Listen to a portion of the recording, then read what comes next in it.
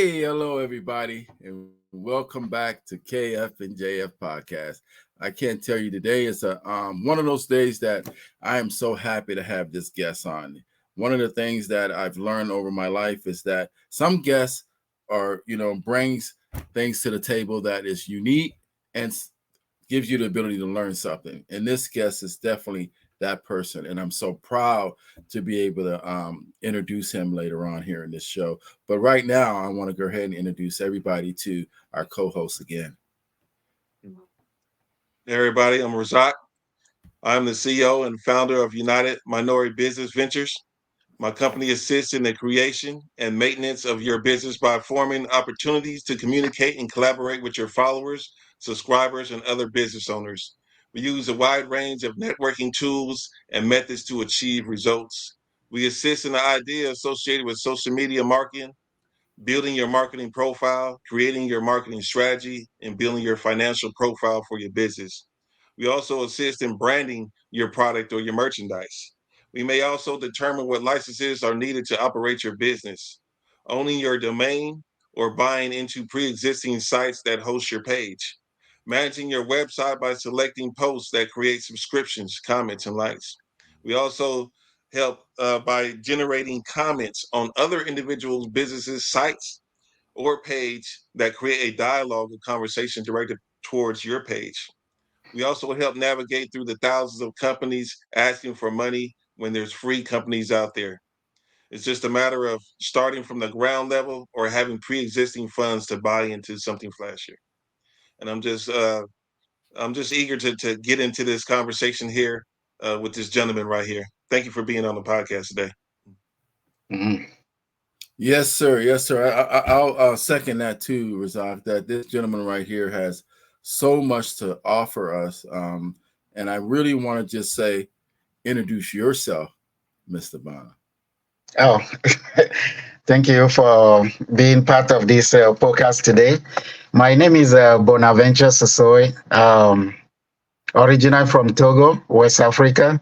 For those who don't know, Togo is a small country in the Gulf of Guinea, next to Ghana and Benin and Nigeria.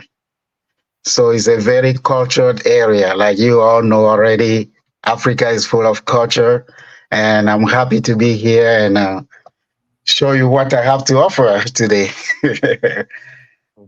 Thank you. All right, we're happy too, man. I tell you, I wanted you to talk a little bit about your your journey. Can you tell us a little bit about your journey and how you've gotten to this point on your journey with your product? Oh wow, thank you. That's a long journey. So first of all, I've been in US almost 17 years. I've been here since 2007. All this time I've been through different country. Finally, back in 2014, I joined the US Navy. So I'm still in service. That's another part of me, but I'm currently in service. But the other part of me is I have this idea since I was growing, seeing my mom being a certified nurse. Apart from going to the hospital every day, she still have a business on the side that helps support the family and all that. So growing up, I have that idea that I always think about how can I do something when I grow, so have my own business. So that's where back in 2018, 19, I have my sister who live in Canada right now. So she kind of started already by selling some gold jewelry. So one day I call her and I'm like, you know what? Do you remember when we were a child? I keep want to have this kind of business. He said, yeah, that's a good idea. You can start with the jewelry like she's doing. I say, okay. So how can I get the product? She said she was going back home that year. So she went and I ordered her to buy me some few jewelry here and there. And lucky me, she sent me the products, and that's where everything started. That's where everything started. It wasn't easy at all. I'm going to say that right there. I have the products sitting in my house for almost 3 months and have no idea how to step out and even show to my friend that, hey, I'm selling this jewelry here and there. So, and one day I was still on the ship, right? So one day I was telling my friend, my shipmate, that you know what? I have some jewelry. I don't know whoever gonna buy this jewelry for me. One day she said, "What is the jewelry?" I say, "It's at home." So his name is Frazier, Mr. Frazier. Thank you for inspiring me that day. He said, "Bring it to the next day." Man, I brought the product out. That was a gold jewelry like those one I have on my neck. Mr. Frazier took the jewelry with me, and we start going to different shop on the ship, and people start just buying it. Like, how did you get this thing? And that's where everything started. I sold everything that I have with me that day, and I'm like, ooh, money is good. The money is just great. Then that's where I went home. I quickly called my sister. I say, you know what? Hook me up with the people you buy the stuff with. I'm gonna do this one now. And that's where everything started. I would say it was June 2018. That's where everything started. And I started with the gold jewelry, earring, bracelet, and all that. You guys can check on my website. I have a few samples over there. And with the time, some women, when they come to me and they will ask me, "Oh, do you know where they sell waist bead?" That's the main topic today about the waist bead, right? I'll show in a few. I'll talk more about that. So one or two customers ask me, "Oh, all your product from Africa, do you know where you can they can get waist bead?" I say, "Waist bead? Waist bead? I know about waist bead." So quickly I contact a friend back home, and lucky for me, I went to they connect me with the right woman at the market. The only one that know more than. And I was on the phone call with this woman, video call, and she showed me a bunch of variety I brought there, man. That's where everything started.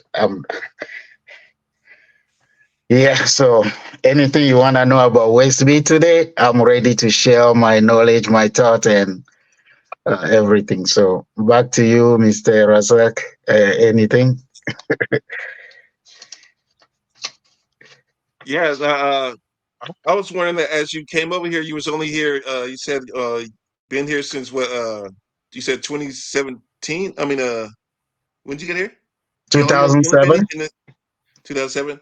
Mm. Was there a significant language barrier that you had to overcome or anything as you came from Africa to here? Uh, for me, okay, Togo, we speak French, right? So our working language or official language is French. So you go to school, you do everything in French. Born there, you have a dialect also called Ewe. So I'm an Ewe, right? So tell me, before I came here, or in school we speak, you learn English, but everybody from my area are not really fluent in English. So what my dad did for me after I graduated from high school, he sent me to Ghana, the next country. Ghana, they speak English. Their official language is English, and they have some dialect there too. So I stayed there for 3 years and a half. That's where I learned how to, speak English. I can write everything at that time, but I'm not fluent like I am today. So being in Ghana for 3 years and a half before coming here, I still have the accent. So when I speak, everybody say, "Oh, where are you from?" But I didn't have that much barrier I can say today. At that time when I came here. So Right. it's just Right. when some of you guys speak, I'll say it again, because the accent for American accent also is different from British accent. So in Ghana, you will learn English with the British accent, but here's the American accent. So some of the word are a little bit different, the pronunciation, but wasn't a big barrier for me. Yeah. Well, let me ask you this. Okay, coming from British and Ghana, I want to know like from coming from West Africa, Right. right, to all these different places that you was lived at before here. How is how should I say, how are the blacks here? How is the cultural difference, or the, the activity, that you have seen different from over there? Like, like how in representation, how are blacks represented over there? How they carry themselves versus over here, that was maybe a shock to you. Uh, I would say back home we are more social, right? Kid you not, I'm here today, right? You wake up in the morning, you don't have food. You don't have to go on the street and beg anybody. You can literally walk to your auntie house and just get the food and eat. But here, when you come, you see that everybody is so individual, right? Everybody is doing their own thing on the street or everywhere. Like, no, back home, we are more, I don't know, united. Like, you don't have to know the person per se before you share something with that person. So that's one thing that was a little different for me when I got here. You see people on the streets, um, you say good morning to them, they don't reply to you because they don't know you. No, back home you wake up, you almost greet everybody in the area, or everybody in the area greet everybody. But here wasn't like that. So that's some of the little things that shocked me. Even back in 2016, I was able to bring my mom and my dad to US also, and they stay here for 2 years. That's what made them go back. They couldn't understand how they say good morning to the neighbor and the neighbor just ignore them. They couldn't understand. So that's one shock I can quickly say. And the food also, there is a slight difference on the food, the spicy and all that. So we talk about that later. So that's it. Wow, I think Yeah. that, so far I'm just so excited about just some of the things that you've been talking about, man, because it's really noticeable. And I'm from the country, and I know that people, we're so individual, and we don't say in the country everybody wave at each other and say, "Hey, how you doing? Good morning, good morning." You try doing that now, people look at you like, something's wrong. So Hmm. I want to ask you about, from your country and being there, the people that you ran across when you go back home, how do they feel about the products that you do? Is it something in there that they naturally do, every day, or is it just something that they're just doing for money, or they do it because there's another meaning behind it? The product that I do sell for my business, you mean? Yes, yes, Oh, there is a lot of meaning yes. behind it. There is a lot of meaning behind. So let's talk about waist bead, right? Oh, let's talk about beads, bead in general. So there is bead, there is waist bead, because the bead in general is a stone, right? Back in long time ago, where do they get those bead or stone from? It's from the river. Basically, the stone is under the river, and when it's dry season, the water dries out, and you see those stone where our great mother and great father will go and pick them up and make a line. But it has so much meaning behind it. So some of the meaning I can quickly say is uh, they all like how can I say it? So this river will carry certain type of beads, right? Another river or another forest, you see other beads. But here, over there is about tribe, right? Every tribe might have some unique beads that they want to have on them to represent that tribe or culture meaning. So that being said, coming from let's say there is a different kingdom over there, right? Where wearing some type of bead will automatically tell you that, oh, he's from this kingdom, he's a prince from this kingdom, and you will not, if you are not part of that particular tribe, you're not allowed to wear those kind of beads. So Right. here today, also those beads has a different meaning in manner of the color that how they show, right? Like the yellow, the red, the blue, all this one has different meaning. So that's how the bead starts. So it's something that our great father and mother has been wearing. Some kingdom, even simple. Let's say you are three or four son of your dad or mom, or being the firstborn. When being the firstborn as a woman, when the man coming to ask for your hand, he has to bring some type of bead to the family. So if you, I don't know if you guys ever watch those Nigerian movies, African movie, Nigerian movie, you see Yeah, those who, sometimes. yeah, those who belongs to some type of kingdom, they always have some red, yellow. That's what I mean. That's what I Uh, mean.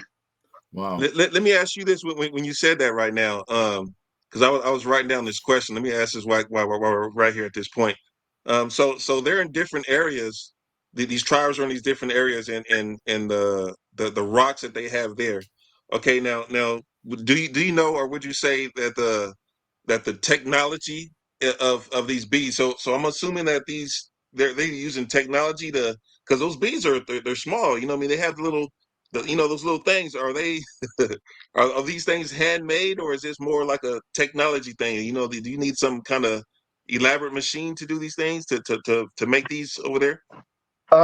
Let me show you something, right? This is, for example, one bead I have here. So the fact that you see how they do it, I don't know if you guys can see it properly on my screen, but these are Oh, it's good. handmade. Mm-hmm. These are handmade. To put it on the string or design it is a handmade, right? But today, uh, this bead, even though is a stone, I think is a little crafted with the machine, so that is perfect. You see Gotcha. what I mean? Yeah. Yes. But putting it in the string or design it with, I don't have much here, but design it with a different color and all that. Yes, is a handmade. Okay. I know that there is a machine also. There is a technology that you put the bead in the pen and spin it, and you just do your own thing. But the one Right. that I do sell are handmade, hand pick, one by one. So Whew, man, that's that's labor the right there. Wow. difference. Wow. I just think Yeah. that's so powerful to know that people are out there picking those. Let me ask you a question about, considering they're picking them after the water's dried up and they find these beads. So if you live upstream, and will that be a different color beads when if you live downstream? Would there be because some people that live upstream, like you said, will be kings, or I have a family up there. You may not find that color downstream, and they actually know that you're from the upstream because that color exists up here. Or does the color of these stones kind of flow through the whole river, whether you're upstream or downstream, and you just use those colors to represent a particular tribe or a particular reasoning for it, or is it those stones are only picked or can be found in certain parts of the village or certain part of the upstream or downstream in order for you to use it. Yeah, but being part of the culture or the whole tribe, so you don't do things on your own, right? You might go back. I'm talking about back in the day, right? Not today. So you go, you find something very precious like that. There is elders that you have to show those type of things, and they know what it means. So they are the one who will be able to tell you that, oh, you can wear this or not. So what our, like my grandmother, right? When some of my sisters were born or my cousin, what they do, the young girl is born, from the day she's born, they already put the bead on her waist. Right. There are beads that they wear for ceremonial also. You see what I mean? So you are not going to be just go in the river back in the day, find some bead and just put on you just like that. No, the whole thing has to, yeah, the whole tribe has to decide like, That's how things were back in the day. But today, since the bead is available, technology, everything, then today you can just wear whatever you want. But there are still some specific bead. If you are back home in Africa and you don't belong to those tribe, you are not allowed to wear them. That Right. makes sense. Yes, yes. Okay. Yeah, that makes great sense. Yeah, the thing you just said right now, I was thinking, because I'm kind of that we got like some questions we asking, but I'm thinking other questions as you're talking. You know, uh, so you just said the tribe is goes into it together to decide, what I mean, who gets to wear these or how they're presented. Mhm, So I want to know, mhm, mhm, because we I mean we're concerned about your business and all that type of stuff, but I want to know the we say black community over here, right? So we call it a community, and I'm thinking of it how you're saying it. It's like you're framing it as you guys are in a tribe, right? So is that another um thing that was like surprising to you to see how you came from a place where they networked all together as a tribe versus we say that we're in a community together and then everything's just like all over here and everybody's just at each other's throats sometimes? Based on what I learned from school, in Africa, we are more cultured. We do things because our great grandparents did it, and that's how they did it, and that's how the next generation until us today, right? But coming here, I would not say in the black community, I would not say uh, there is those trend. Right. It might be, but Mhm. the way I see it, I don't see anything that because even the black community here, if you want to talk about history, we all come from Africa, right? But when those great parents were leaving Africa, they left some stuff behind and took some with them only. So that's why the culture here is not like the way they practice it back home. That's Right. what I can say shortly about that. Okay. Okay. You get it? Yeah. Okay. Okay. Yeah, it's really different, to when I'm listening to you, I'm trying to understand how I would be if I came from overseas and come to America and see a lot of the like you're talking about. The strain is different. The string of community is different than African as a tribe and as they see each other, because everybody, like the whole family, gets together to make these decisions. Lots of other people are involved for that one person, for that one family, and we don't have that here. And I think that's one of those things that we're slowly trying to build, even through this podcast and us trying to uplift small black businesses. We're trying to show that we have to start getting back to our roots, whether it's what we wear or how we talk or our education or all of those things that are important to pass on to our kids, because it's getting thinned out. It's being stretched so thin to where you're looking back and people are like, oh, well, that was a long time ago. But when I'm listening to you and how you're explaining those bees and from the baby's birth, he's he or she is having something that represents the culture or the tribe, or something that represents something that they're gonna know all through their life. Why do I have this Right. stuck on me? Why is this bead around me? Mm-mm. They're going to be taught why. They're going to be given that education as to why. And I think that that's something that really is powerful in listening to you. So I just I want to find out, you know how did you, like, when you started your business and you try to do all this stuff, how did you think it was going to come across? I know you talked about on the ship and you sold everything, but how did you think it was going to come across when you start talking about that to the females that are out there, to the mothers that are out there, to the women that are out there in America? Do you find that they just want to wear the beads because they're pretty, or do you find that some of them want to actually start using the tribal system for their family?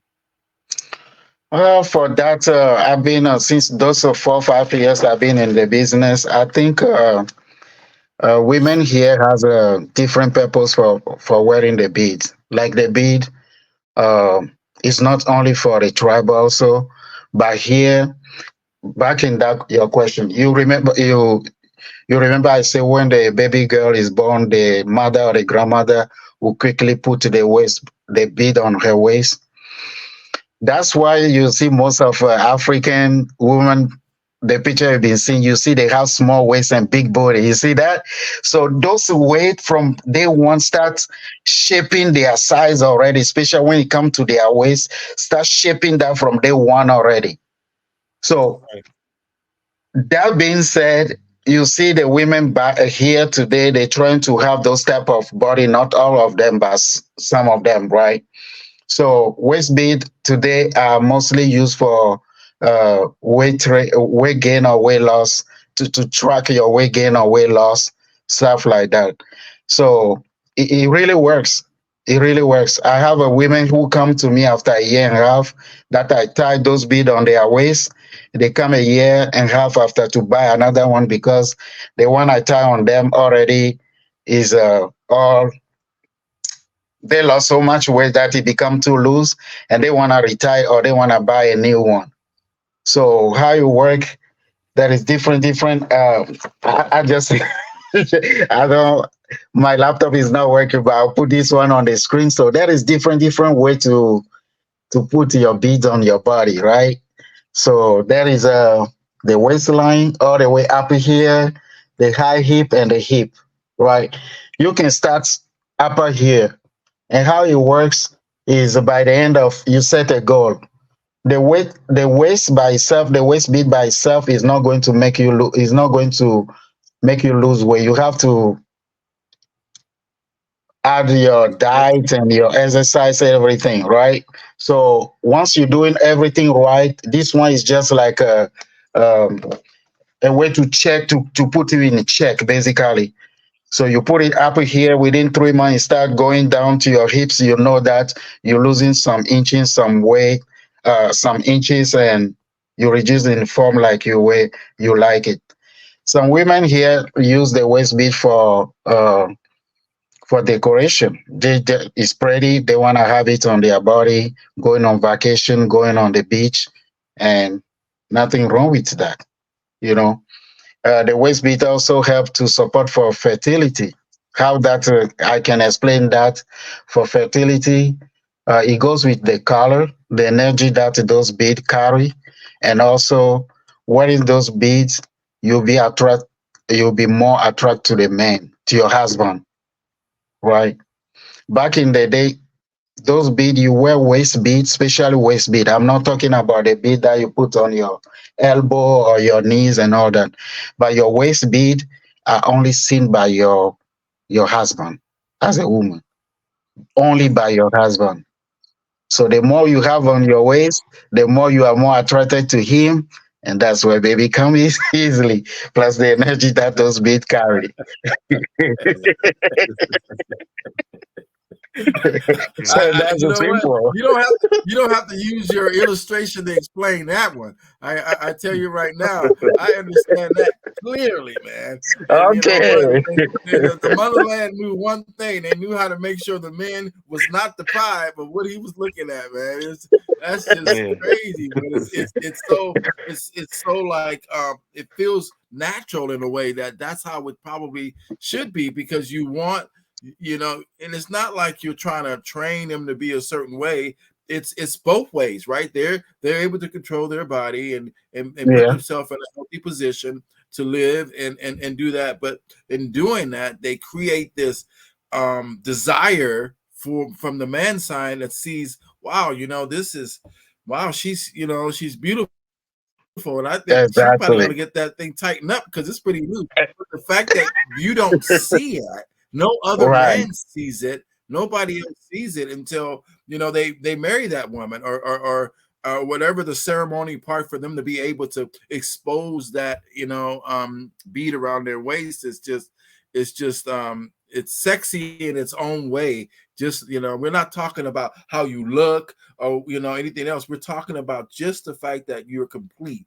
And I really love that. And I really, so with some of the other beads that you have in making that connection with the waist, this is the same thing that when you're talking about the wrist, or when you're talking about the elbow, or you're talking about the neck. Do they have the same meaning? Are they trying to do something too to keep your neck straight, or keep your head, your arms from getting big, or do they have some other way, or is it applying some other kind of meaning? Oh no, they all has the same meaning, but the one you put on your elbow, on your knees, or your neck, these are mostly for ceremony. You know, let's say there is a, how do you call it? Like I said earlier, ask for hand. Like the young lady is getting married, they changing the king for the kingdom. There is some traditional ceremony that they do. That's the next part I want to say about the waist bead, about the spiritual part of the bead, right? So you hear that in Brazil, in Africa, people believe more in ancestors, right? So everybody's not Christian over there, believe in Jesus or Christianity, but people believe in ancestors also. So when they are ready to do those ceremony, there are type of bead also they wear on their neck, elbow, knees. Women who have other one on their waist also, but those also have different colors and different meaning, and depend on what type of priesthood that is doing the ceremony. All women can wear all white, or they can wear white, red, and black. You know, so these are things for the spiritual side of the beads. Right. Wow, wow.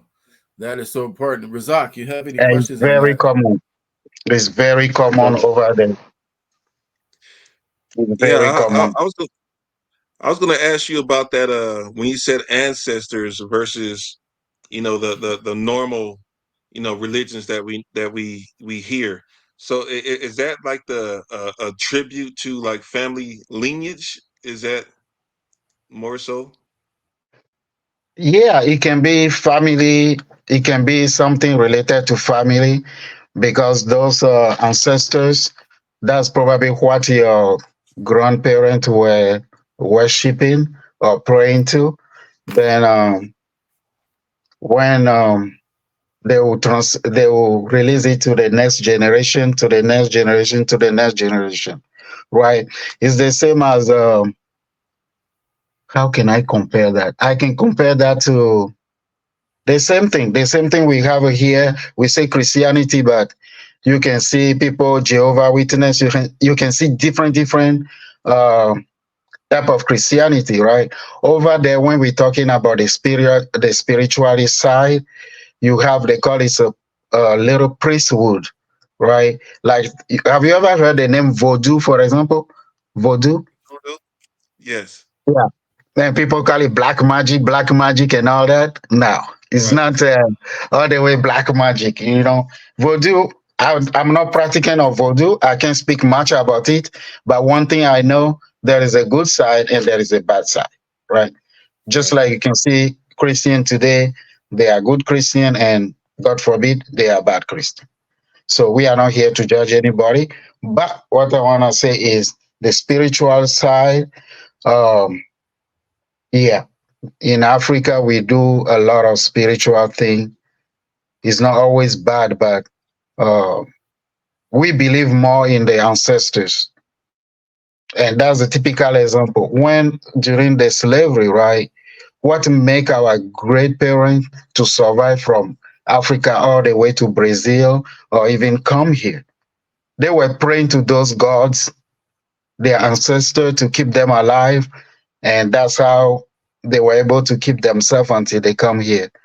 So there is a trend that that culture will never go away if it has been passing to generation to generation. So that's what I want to quickly say about that. Okay. Okay. Wow, that's awesome.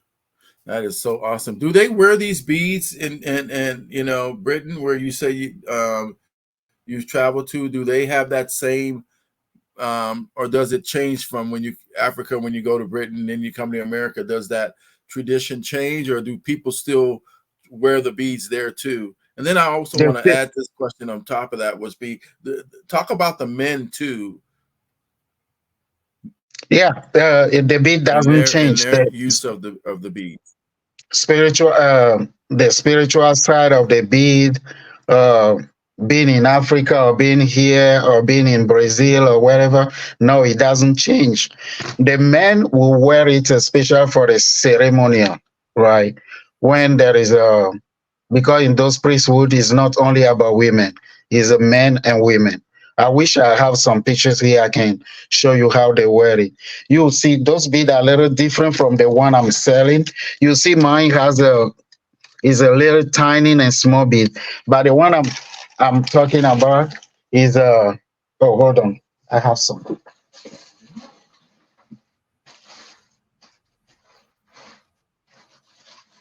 I don't have, oh no no.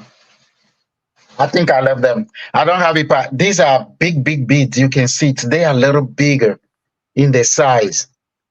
So those one are mostly for ceremonial. If you yourself you see it, you see that those don't go on your waist, but it's rather on your neck, on your elbow, your knees, or your ankle. Yeah, these are the. It doesn't differ whether you are in Africa or you are in Brazil or you are here. Coming to do those ceremony, they are the same. It's the same, no different. And it's the meaning that you give to them.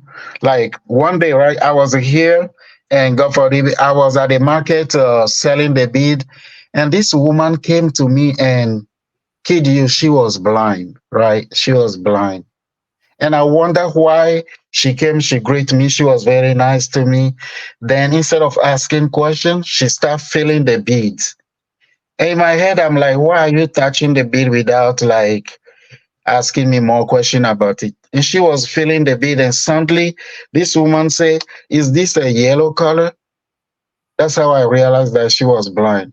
But just Yeah. feeling the bead, this woman was able to to tell me the color of the beads. I'm like, wow. And what Man. the color mean, yellow represent, yellow is like energy, warm, and happiness. And she said, let me have three of these. After she left, I have chill on my body. I couldn't understand how.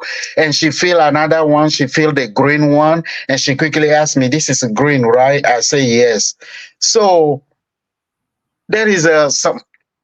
I would say it's not a bad energy, but there is an energy in the beads. You know, every bead has a meaning. The color has a meaning. We're talking about red. Is more about a passion, sexuality, energy. Green is like a growth, abundance, renewal, fertility. So you don't just go and wear any type of bead, right? The black, for example, is a protection, power, and strength. The color black. Right. So wearing those kind of things uh, give you some kind of natural strength, relief. You know that this, since it's more, is a kind of cultural thing. So you got those energy and you feel better. Yeah. I think that's so powerful, because I was going to ask, so Razak, I was going to ask, I'll say, does the bees have any meaning for power? Does the spiritual part of the bees, Yeah. does it exist in any way? Because you're saying, the voodoo and other things that are set up through the beads, and I was like, well, does it have spiritual meaning? Can you get a set of beads, and when the elders are rubbing them or praying on them, do they have to be a certain combination? Do they need to be a certain color or anything like that? And Yeah. maybe you can tell me a little bit about that. Yeah, for those who do those kind of ceremony voodoo stuff, yes, either it has to be certain color or it has to be in certain order. You know, that's how they believe in. and that's how it worked for them. So it has to be Wow. certain color, like I quickly said before. Most of them, if I believe, they use the red, they use the red, white, and black, and you can even see them in the movie. Those things you see in the African movie, they are reality over there. So they mostly use, but all this one is how you believe, right? It's the faith that you have in them. That's how it work for you. You are not going to just take a yellow or black, red, white bead and say, "Oh, I have this power," or "I have this." No, it's the faith that you put in the thing that work for you and your belief. Right, right. You know that kind of makes me ask a question because I started writing it down. But when you started selling it, or as you selling, are you selling your bees now and whatever other merchandise you may have? Um, have you ever had has anybody approached you and said, "Hey, I like this bead. I want this," and they're just purely going off of the color, they liking the designs. Have you ever had to stop somebody and say, "Hey, this means something. You know what I mean? I don't want to sell you this because it means this," or you had to question why they wanted that one. You know what I mean? Did you have to ever define your bracelets and other merchandise before you sold it to somebody? Oh no, normally when you come to me, I'll show you the colors. You already see the colors that I have. Then the next thing I have the chart. This chart. I don't know if you guys can see it on the screen, but who Mhm. mostly tell you a little bit about the colors and their meaning. So some people actually like to see that. Yeah. Yeah, Right. I would say 90% of my customers, when they ask me, do the bean has any meaning? And I'll say, yes, Mhm. yeah, here's the chart. And when you show them, they are more happy to even make their own combination and buy it.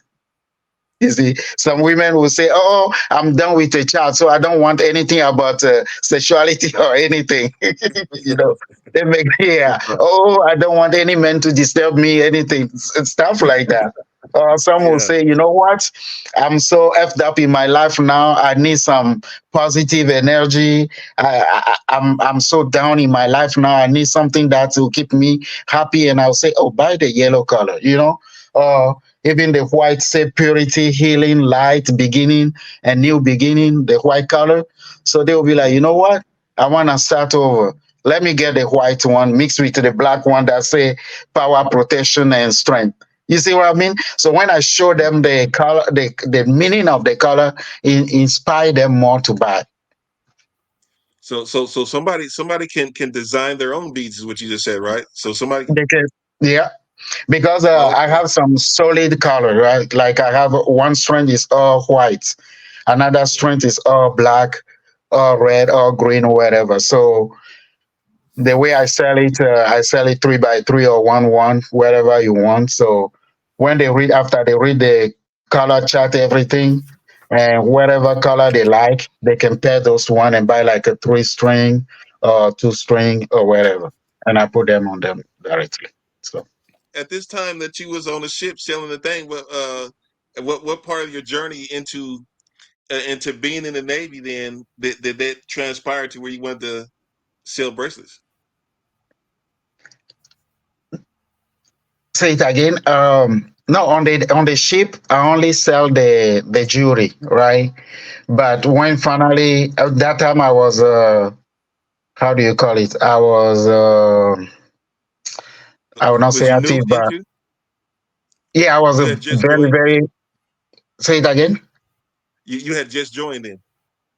No, no, no, no, no. That time I was in already. I believe 5 years by then, but Okay. I was just selling the jewelry, those gold jewelry, bracelet, and all that. But when I left the ship and now I was on shore duty, that's where I want to promote my business, going to pop up and all that. And I buy everything that time, right? The tent, the table, everything, but I have no strength or no direction to go out for the pop up. Like those black market to go sell, I have no strength until one day I went and I have business and I keep going. Yeah. But yeah, that's how it started, just like that. He said just like that. Just Are start you doing like it. nervous, or do you when you go out there? Are you nervous? Are you not used to being in the public? So you selling stuff online. So how do you deal with customers when they come to you? Oh no, the first time. When was the first time I really went out? I think with Miss Shayla. Mhm. Um, the co Yeah, I went to her event. Was the first time. That was back in. You see, from 19 until 21, I did not go out. Mm, I only sell online. At that time, I was in the house. I have a, how do I say, the garage. I changed my garage into little store. So weekend, I'll be sitting down in the garage all day for people to come by. Well, I didn't know that time that weekend people prefer going to, those shop center to shop. Is once a while somebody will pop up in the house and say, "Hey, I want some waste bead." I'll be so happy, and I didn't know that a lot of things was going in town.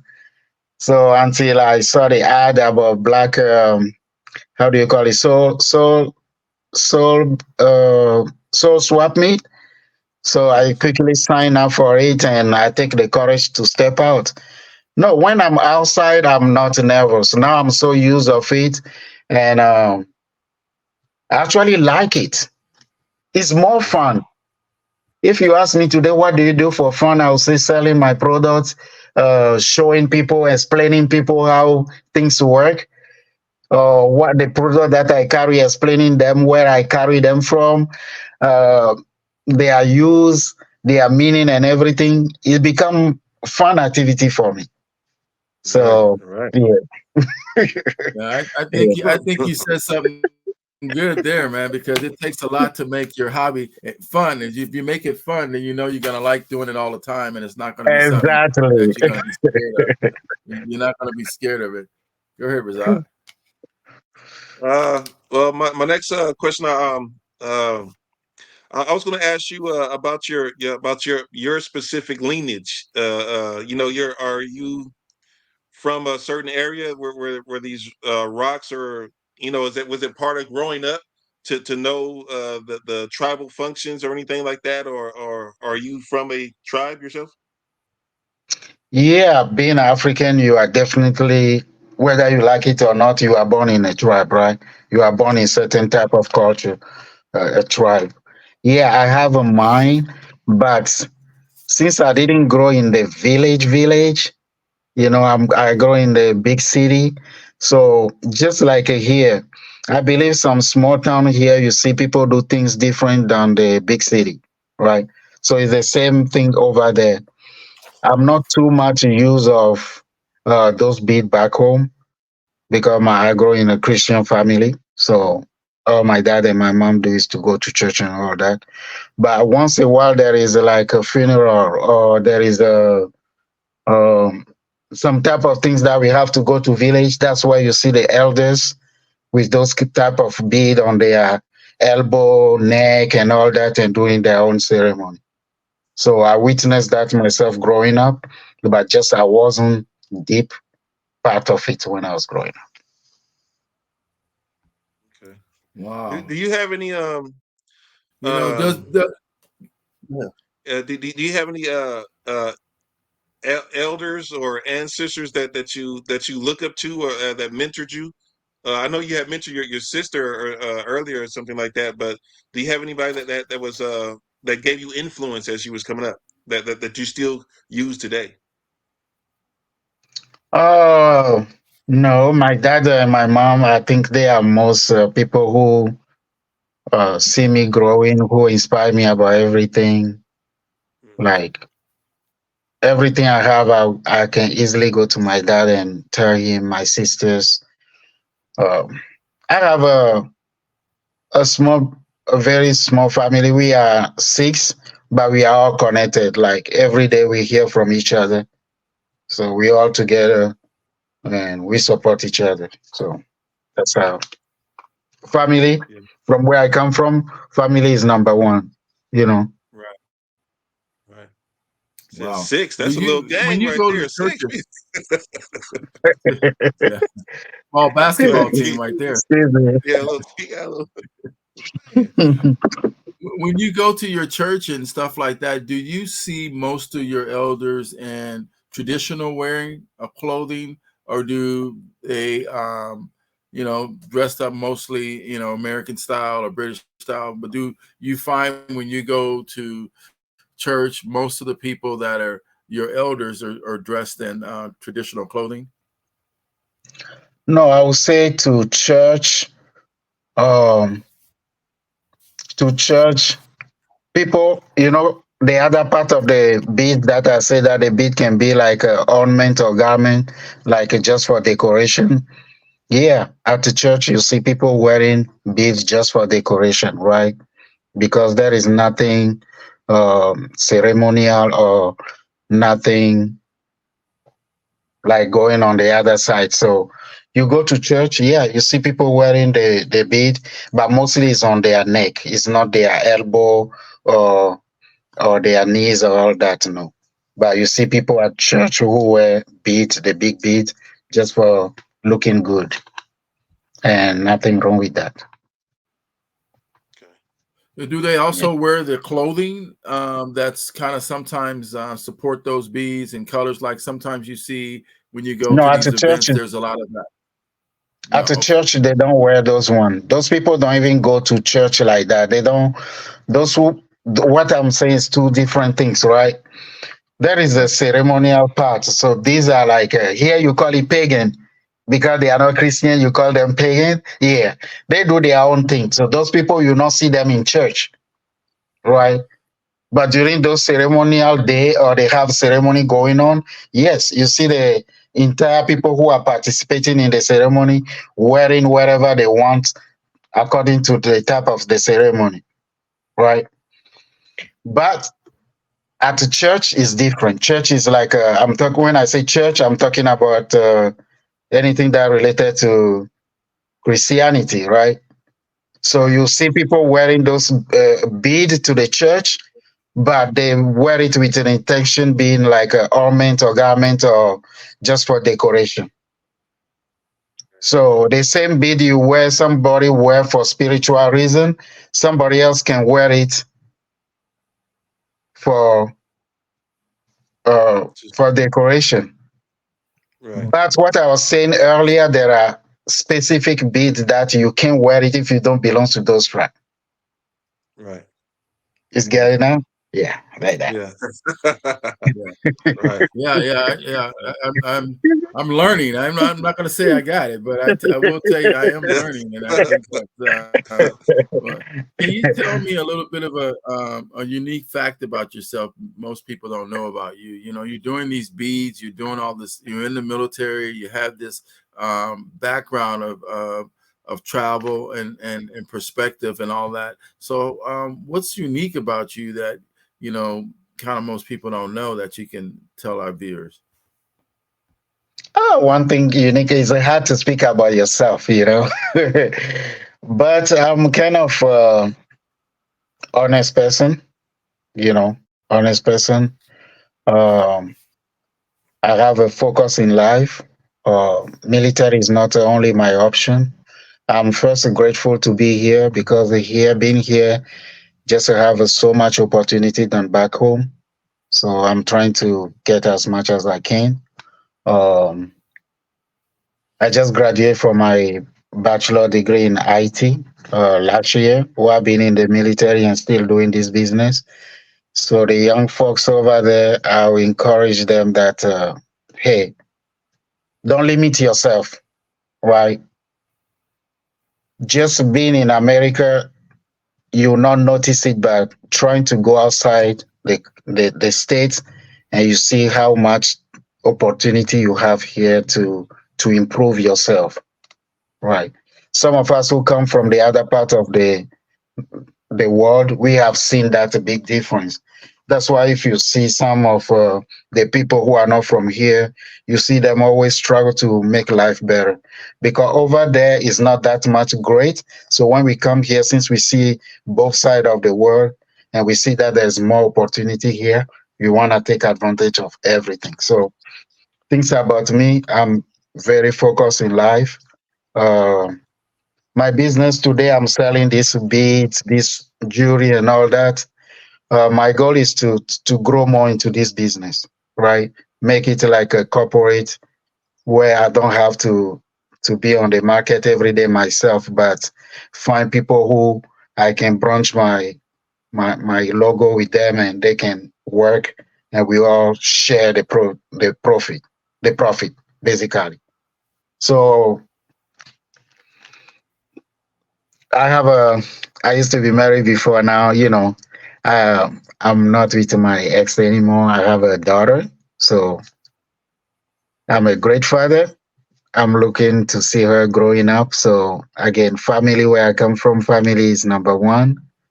Right. So I'm always connected to my daughter, see her every and then, and I'm trying to be the best father I can, basically. Right.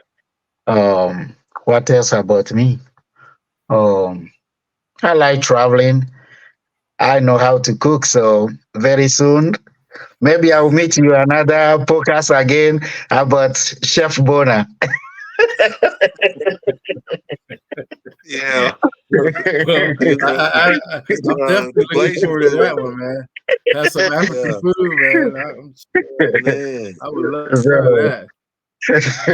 so all the Say spicy food over there, call me Chef Bona, all right? I heard that. Say is there a particular mistake that you made, or a time that there was a setback that you learned from, and that it improved your life or and improved your business in making that mistake that you can tell us about? Yes, there are a few mistakes that I would definitely say I made growing this business. Um, I spent some money that I don't have to buying a wrong product sometime, you know, making a wrong choice by trusting other people that they can help you with your business. But things that I can do myself, being a startup, Right. you have to do it yourself. You Right. cannot just taking money and giving it to people unless you don't know how to do it. Yes, you need other expertise to help you promote your business and grow up. But things that you can do yourself, I've spent a lot of money. That's a mistake for me. Uh, what else? Um Not be able to step out on time, like summertime. That's where summertime is the most time that I do sell my product and all that, right? But because of my work, sometimes I'm not available. So these are things that I would say make, if you are the business owner, make time for yourself, persevere, because Mm, things will not go right all the time. Sometimes you step out, you don't make that money that you even pay to get to the place. You know, right. sometimes I choose the wrong vending area than to choose the other one because I'm following these persons that tell me, hey, come here, it's great here. Make your own research. Make your own research Yes. and know what you want in the business. These are some of the mistakes that beginning, since it's only me, I couldn't know much. So I follow some people that you think that they know more than you, but we are learning. So I let my guard down, follow those people that misled me on the wrong direction.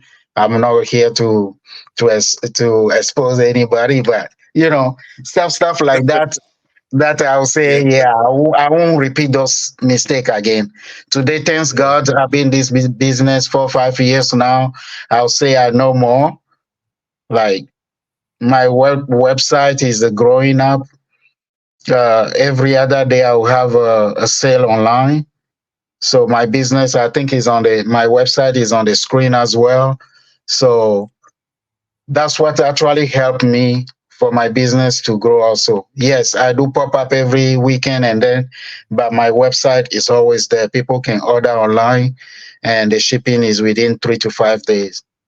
And you can go Right. on Google, you read my review, I have over 85 review, all 5 star, and you can take your time and read all review. None of them are, how do I say? None of them are robotic. Is a people who come and the way I serve them, the way they see the product, they cannot just be more happy than to leave a review for the next customer to read and be confident that what I'm buying is a product. So that being said, for my business, one of my motto, what I run it for, my product are authentic, priceless, and affordable.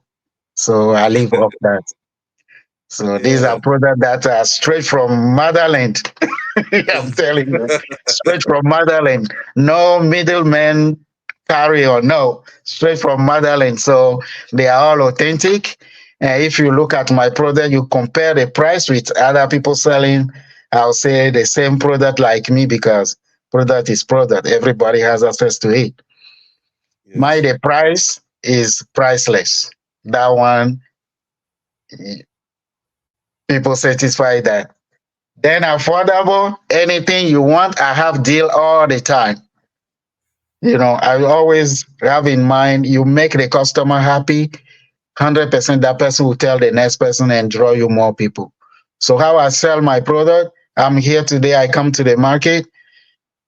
One person will buy, the next thing you see, you will go draw 3, 4 customers to come buy with me because how I help them making the right choice, how I welcome them, how I was so friendly to them, all this put in consideration. That's how my business is growing. So here we are now.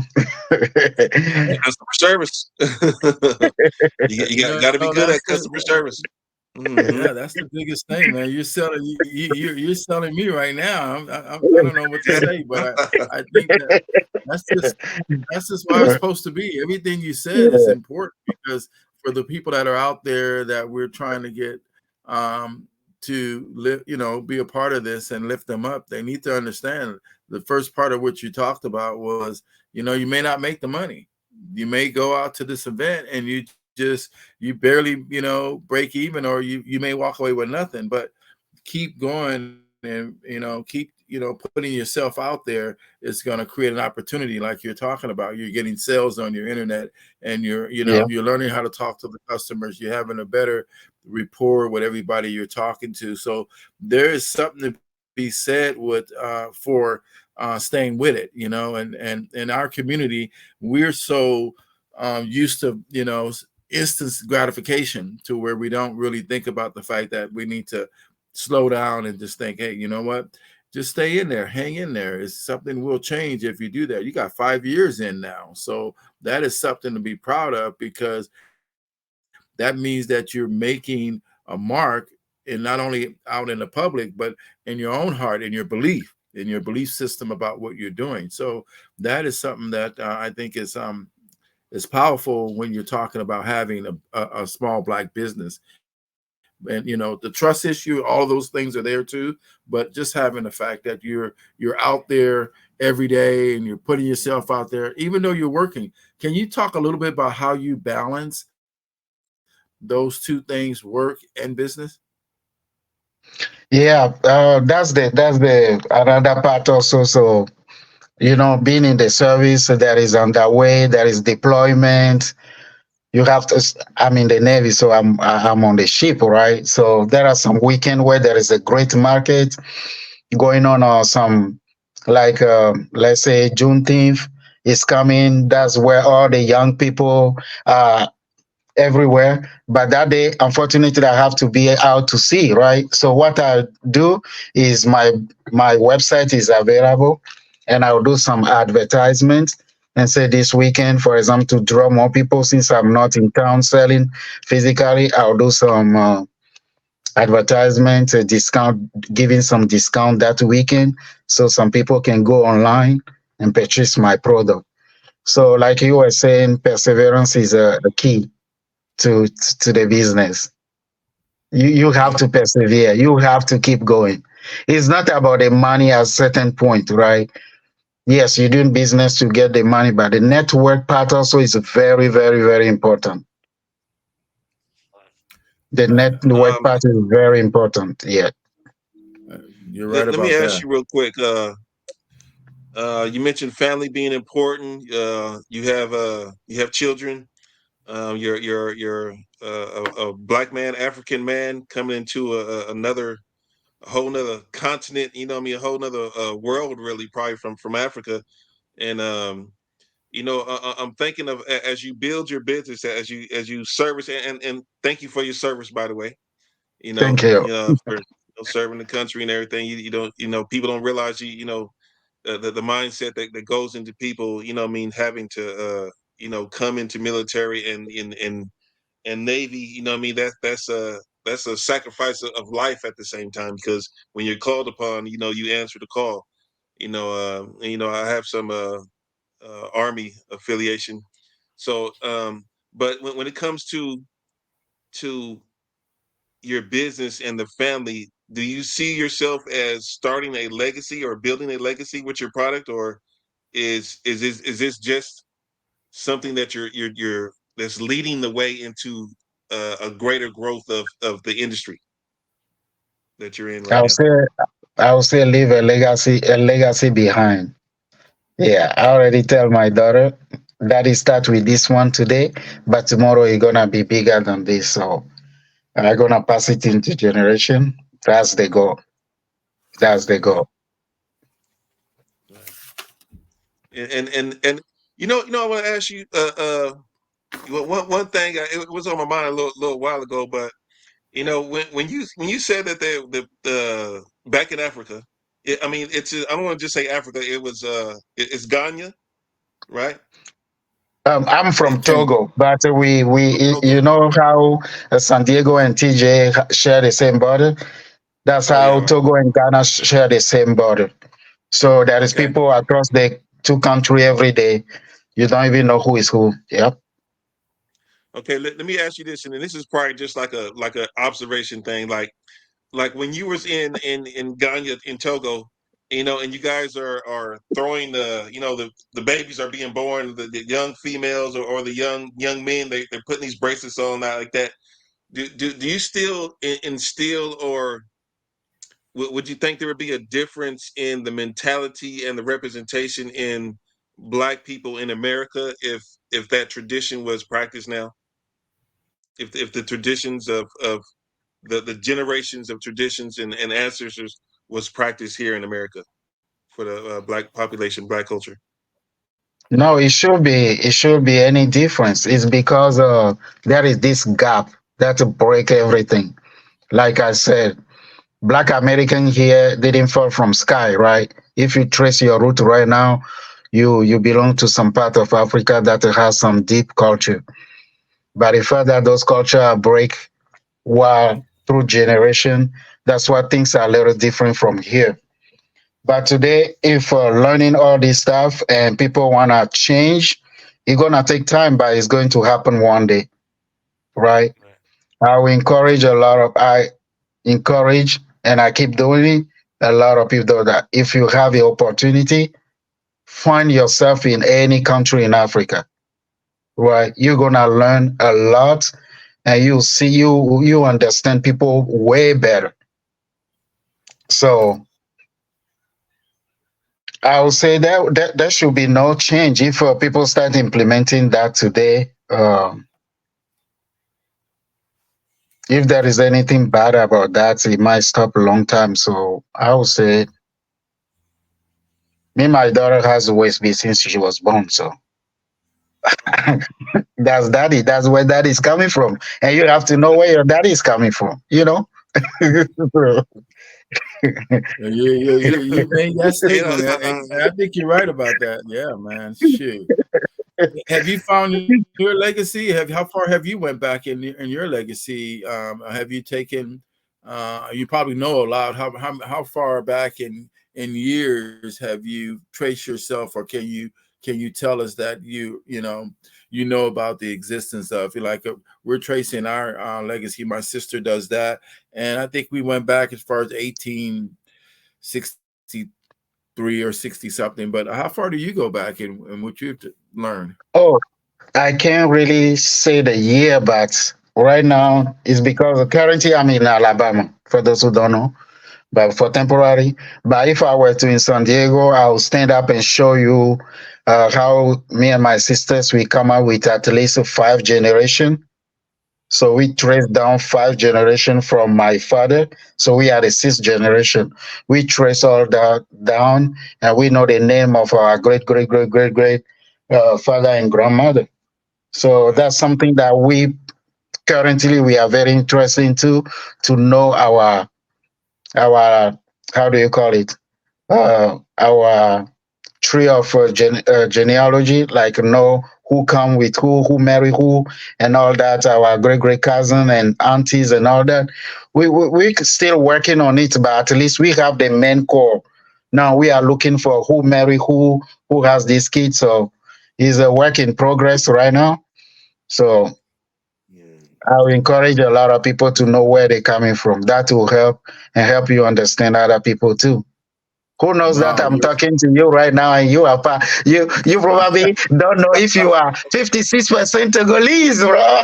Yeah. I knew it was coming. you're I knew it right. was coming. Yeah, we You're might right, have man. some lineage in the DNA, man. Yeah, because that's gonna You'd be Yeah, that's gonna be surprised. You'd be six surprised, generations. man. That's a hell of a tree right there too, man. yeah. He's you doing the Hey, exact same thing we were doing. and I met a few people here too who told me that they went to Africa. Oh my God, the yeah, people, the food, the culture, everything is great. Everything is great. Here in the US, opportunity is here, right? But trying to cross the ocean, go on the other side of the lane, and see how things are, you will not regret it.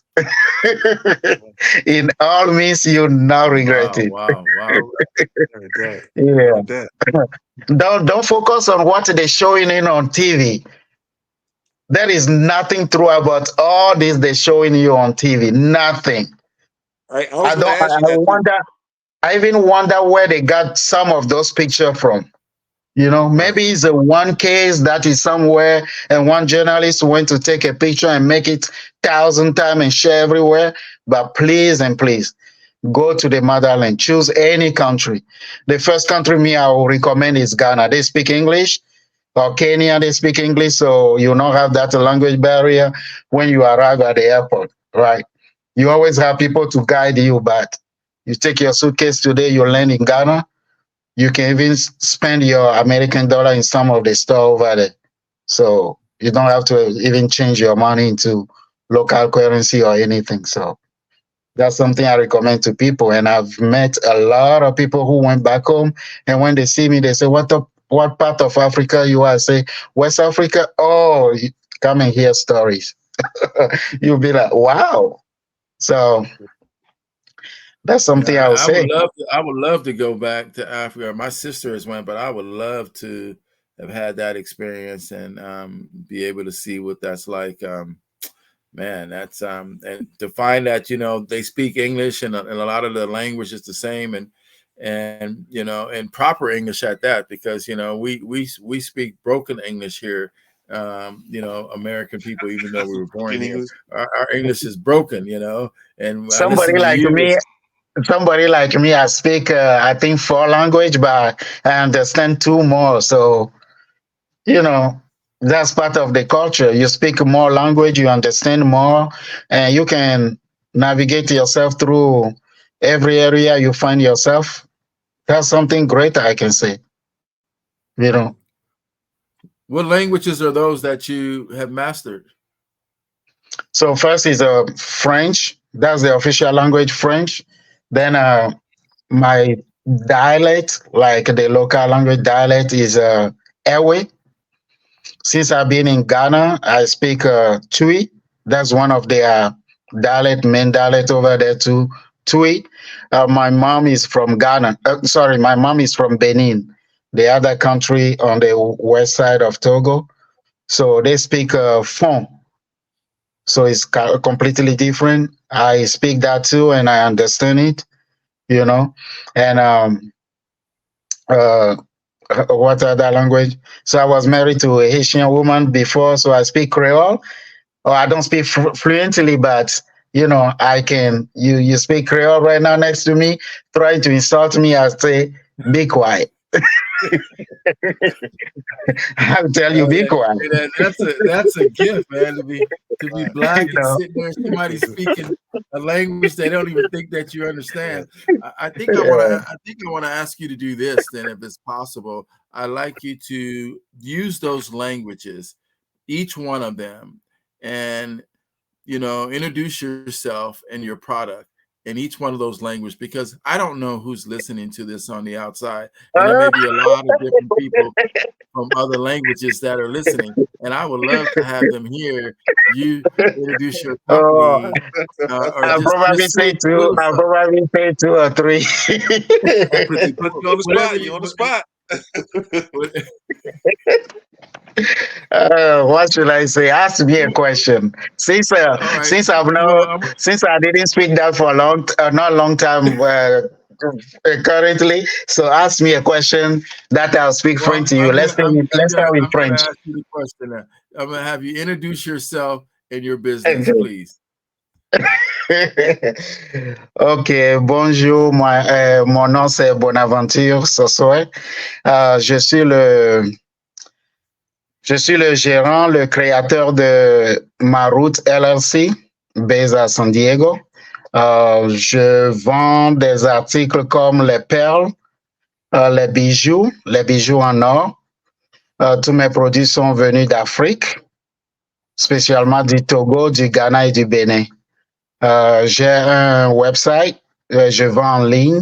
Je vends aussi dans les supermarchés, les marchés communs, tout ça là. Donc, toutes mes informations seront sur l'écran. Si vous avez l'occasion, vous pouvez m'envoyer mon email, vous pouvez m'envoyer un message par téléphone ou visiter mon website qui est marootsstore.com. Et à très bientôt. That's it. Hey, Okay. I'm glad you did, man, because I was thinking to myself, I couldn't do that at all. There's no way. No, I told you we went to school in French, speaks good. Go ahead, Let me speak airway. That one is a common here. I have a few people who are from here, but who went back home and they trying to learn that language. So they come, they say, "Oh, how do you say good morning?" Eh, Medogbe, Niko Nyenye Bonaventure Sosoi. Many owner of MAROOTS LLC. Mesana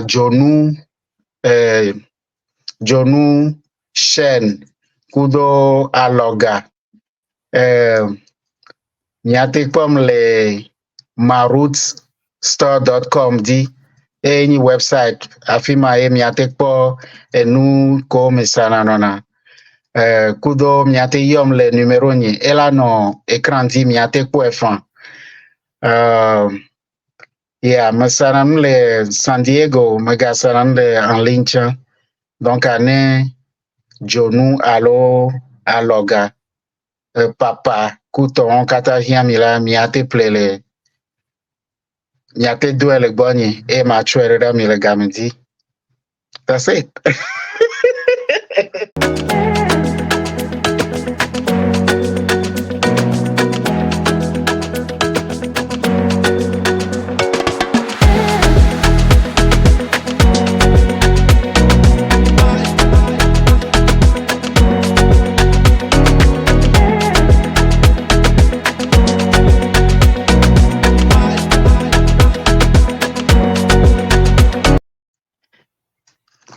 Allô.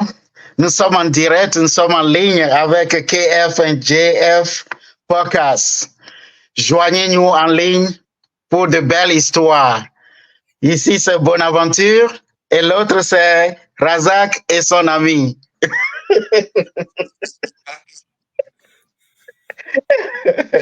Yeah.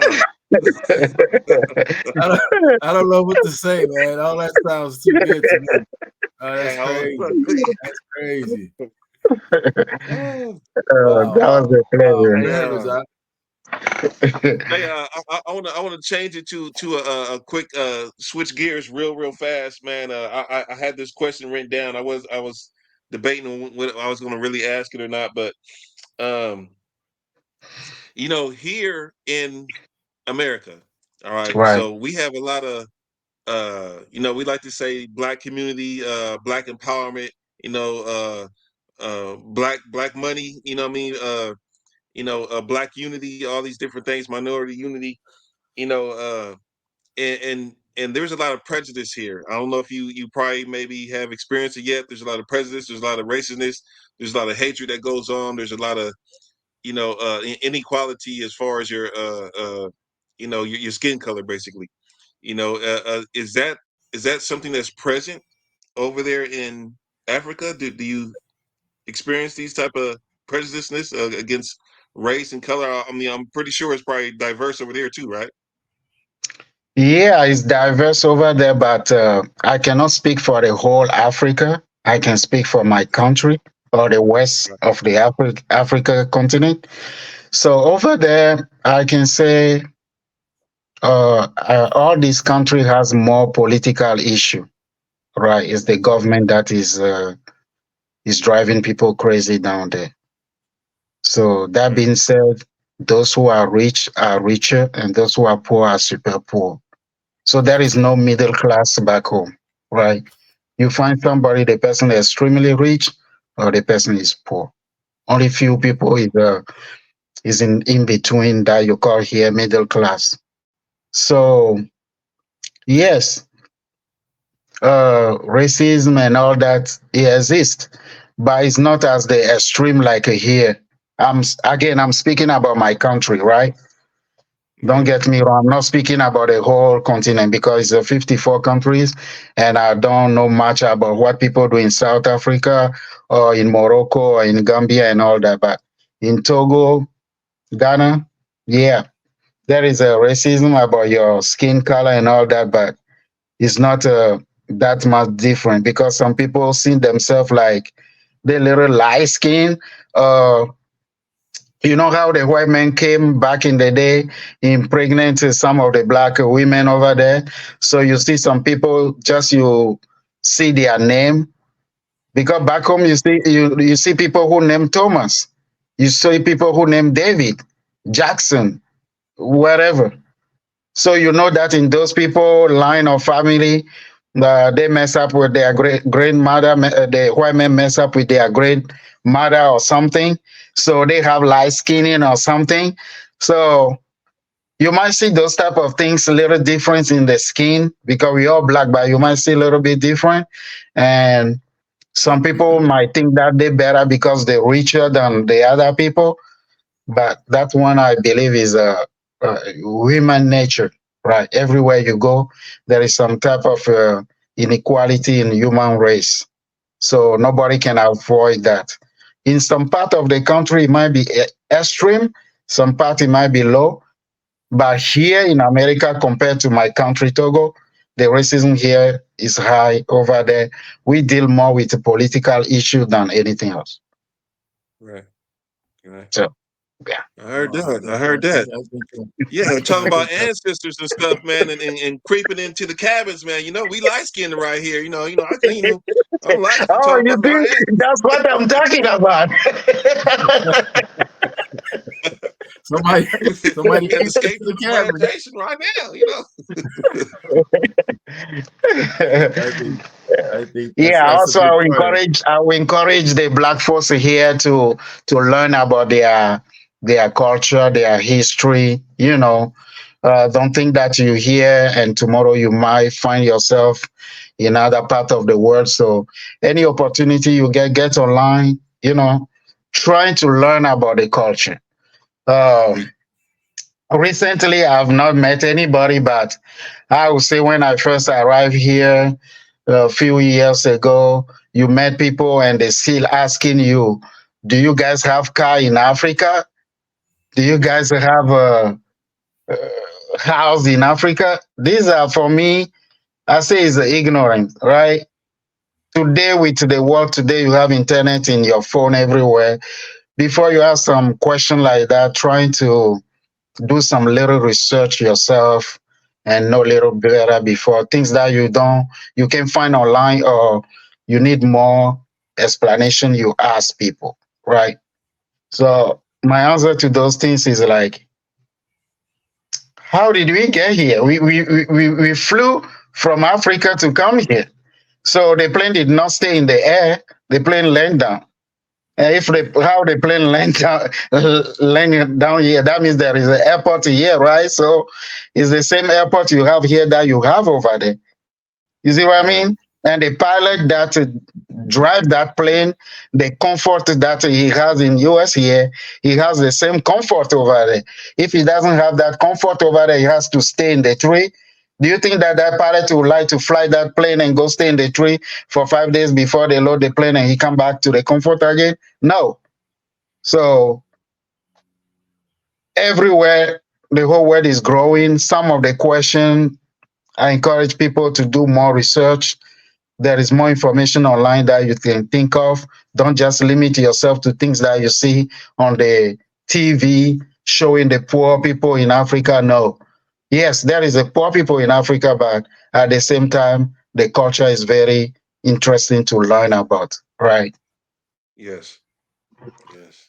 I think you're absolutely Great. right. I think that that's something that we need to share. You know, not everybody, you know, have an understanding. That just shows you, like you say, the ignorance of a lot that's still out there because they've been pushed with the TV screen showing them one thing, and all of this is supposed to be where there's no interconnect, and we're so interconnect with cars and planes, and all these things are happening all over the world. So it's just that you do need to educate yourself. And I like you to talk a little bit about education, just a little bit, to talk to the people that are here in America and the youth, the people that are young, that are sitting at home just watching the TV and playing the games or whatever they're doing. Can you talk a little bit about the educational part and how that's helped you? Because, you know, like you said, you're in the military, you got the different languages that you speak, you're well rounded, you know, you have a family, all those things. And then you know, on top of that, you have a business. So how can we talk to, or what can you say to the youth and helping them to realize that they have talent too? Oh, I can say either you're born here or you're born outside the states.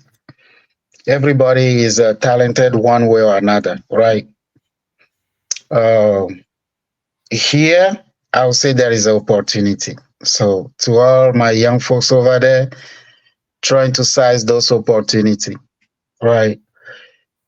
You can work and go to school. There is community school in the corner. When I first came here, I didn't know much.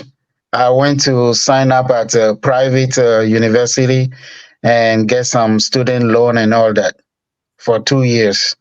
And knowing that there is a community service that I can go and eliminate some of the common costs, right? So that's one mistake I will not let my younger brothers or sisters to do if they don't know much. Trying to educate yourself, and how you do that, there is internet today. Go to the library, have a goal in life, have a purpose in life. That's most important.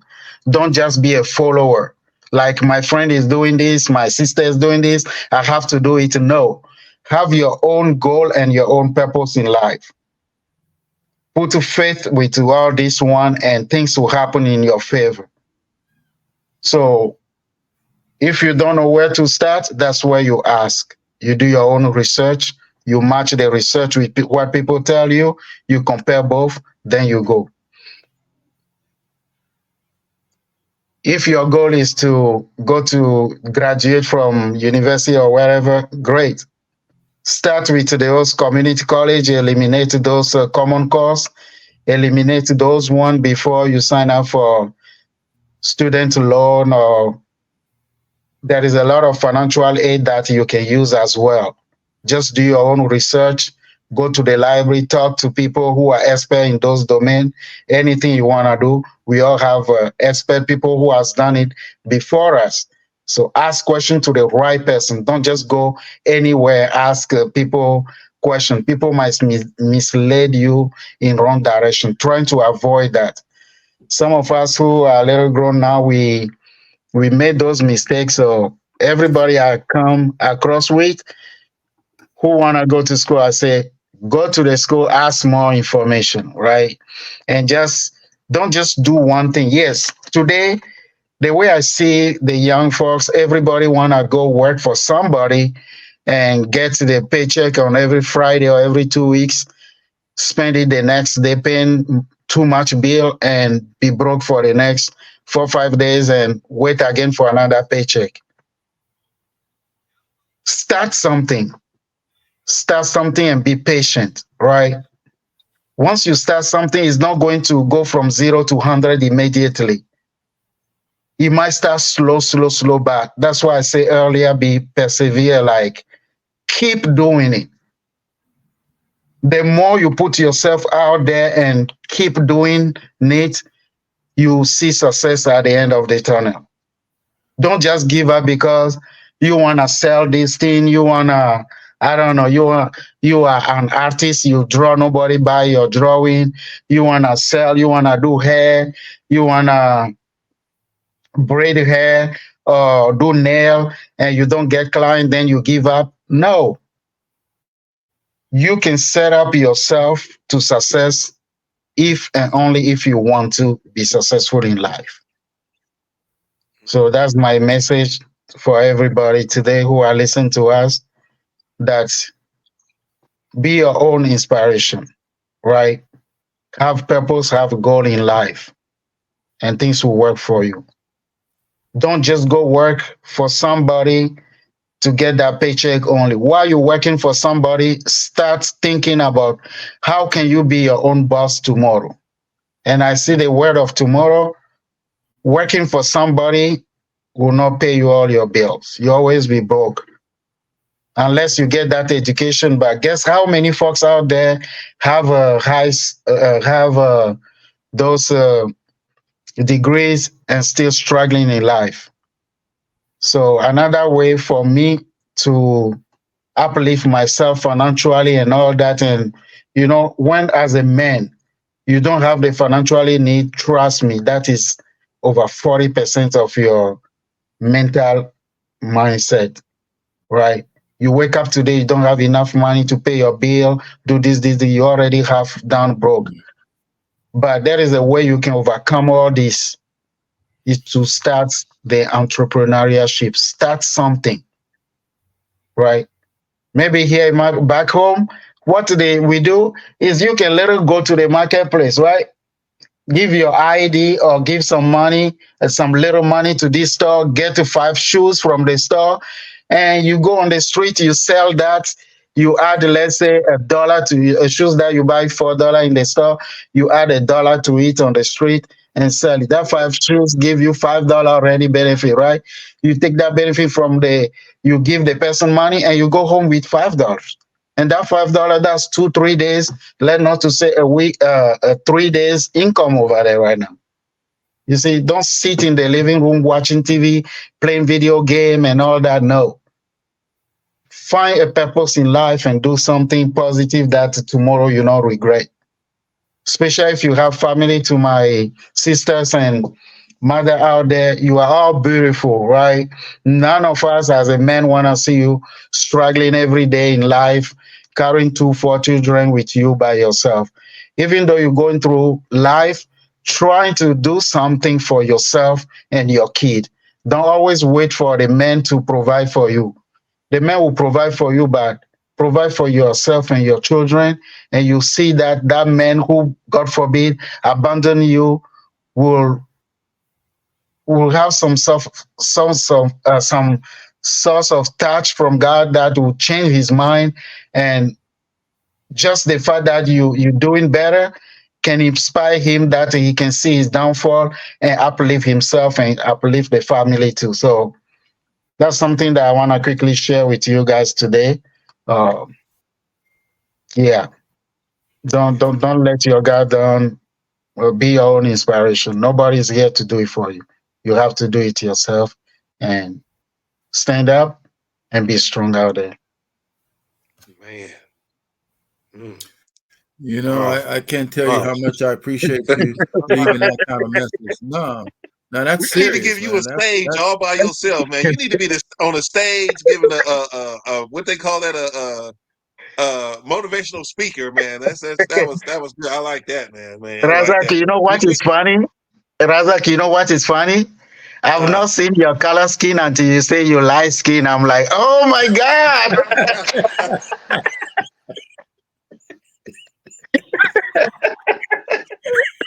well, now he knows your background.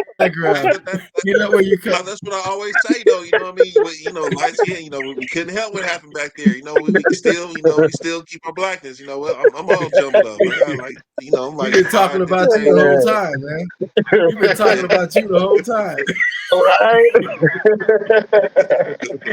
That's crazy. Yeah. I'm So I'm so Hey, happy, that man. was I'm so great, man. happy That was that great. you, That was man. That powerful, was man. That was great. good. I like that. That was, yeah, That yeah. was good. yeah. I think you did a great job there. I think that's one of the things that coming from a black man and coming from someone with your background and experience and with seeing the world that you have is just it has a great powerful meaning to the people that I'm hoping that'll be listening to you.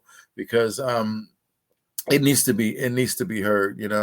And I tell you, I can't thank you enough for coming on the KF&JF podcast to show us not only the products that you have and the service that like we said before, and Razak and I commend you too for your service that you're giving to the country, and then everything else that you're doing out there to support yourself, support your family, to be a good community leader by showing by example. People can see you when you go to those pop-up tents and those kids walking by or those families walking by, they look, there's a black man with a business over there and look what he's doing, and then you have all of that knowledge to give them once they come there.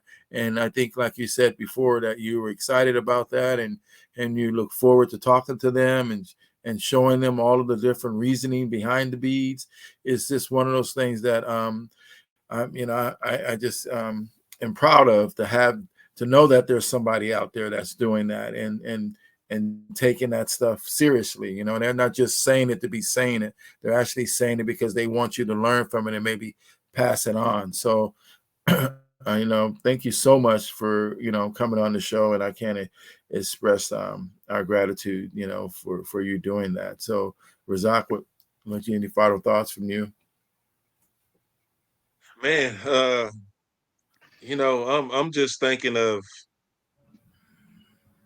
I'm just thinking of what you said right now, man. I'm that was a that was a lot. You know what I mean? And I'm thinking of we might need to just proportion that off by itself. Just have that is your interview. That was we might need a section of what you just said right there, and just make that a totally different little like part two or something, like just the message you just had right there. That was good. I like that. I like that. But thanks for being on the podcast, man. And you know, uh, I enjoyed it. I enjoyed it, man. I think we made a lot of progress with this, and you said a lot of impactful things that the listeners and the subscribers and myself, we're going to take away with this, and we're going to be smarter. What I mean, we're going to go about life a little differently because we've been influenced by what you're saying. And coming from and my whole thing about this interview was that you was coming from Africa. You coming with language barriers, cultural barriers, because it's different over here. What I mean, and you're still progressing. You still made a business. You're still feeding the family, doing your thing. What I mean, and you're making it work. So it's like, what excuses can we have over here, and Yeah, we're here. You know, you know what I mean. So yeah, it's just yeah. like crazy. But I'm just reflecting, what I mean, and being glad that I was a part of the podcast today with you, and I was had the opportunity to meet you. You know, Thank you Hey, very much. I also thank KF and JF Podcast for giving me this opportunity. Uh, That's the beginning. I would say this is the beginning, right? We have more to talk about, and I'm available anytime for a special thank you for this opportunity first to give me to express myself to other folks out there who will be listening to us. Uh, take life serious, right? Don't take life for granted. Take life for serious. Any little movement you do in life counts, right? You might not know it today, but long way it counts. It counts. But we thank God today we are alive. So let's do our part so that God, the Almighty, take over the rest, right? So thank you very much for this opportunity. And you guys are the best. You guys are the Man, best. I just started laughing. I just started laughing. You guys Yeah, are the yeah. best. Thank you, man. That's Okay. great. That's great. I'm going to Um, say one more thing, and then I'm going to just pass it off for the next session. But thank you, man. Thank you. Oh, And I'm glad we've had a chance to smile as men. We're able to laugh at and connect in that way. This is our first time meeting, and I'm really happy that we were able to make this happen. So again, we're proud to know you, and we look forward to doing more business with you, more podcasts with you, and whatever new things that you got coming up.